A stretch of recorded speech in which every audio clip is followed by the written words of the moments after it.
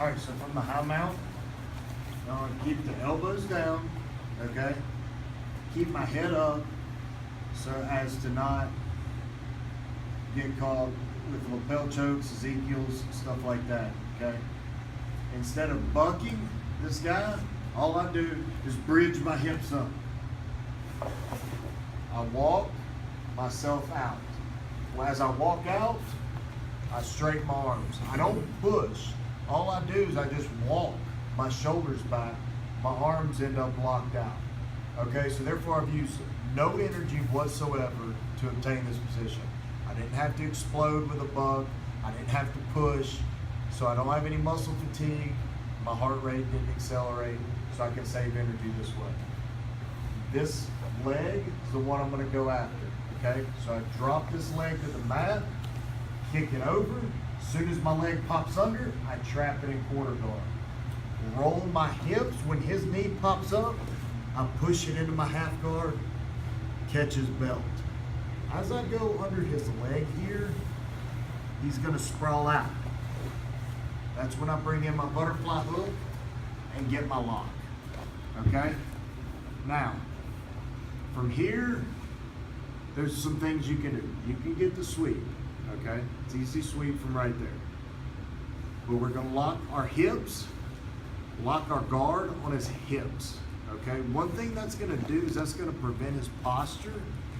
That's gonna prevent him from any type of escape for right now, because I've got his hips locked, not his waist, not a high guard.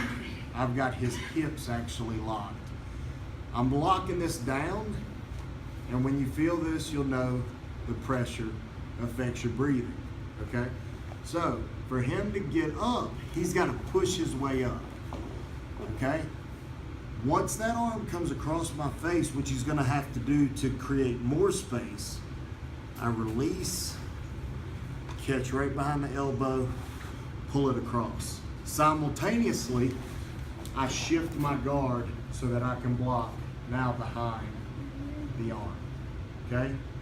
This arm here now comes around, I come up, knee to the mat, foot to the back of the head, roll. When I roll, my knees are gonna come together, okay? They come together, tap, okay? Try to get your arm out.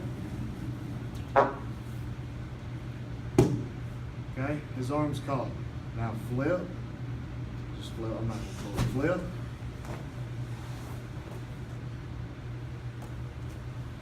And look at how high his shoulder is off of the mat. Okay?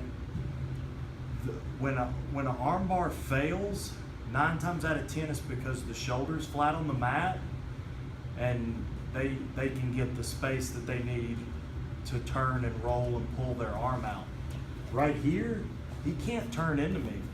One thing is because his body's facing the other way. I can jack my hips up without even moving his arm. So tight. His arm is on the verge.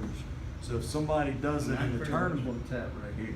yeah, I mean, if somebody does it in a tournament, right, I mean, right here, look, I'm not one finger. It's so tight. Okay, so you got to be really careful with it, especially in training.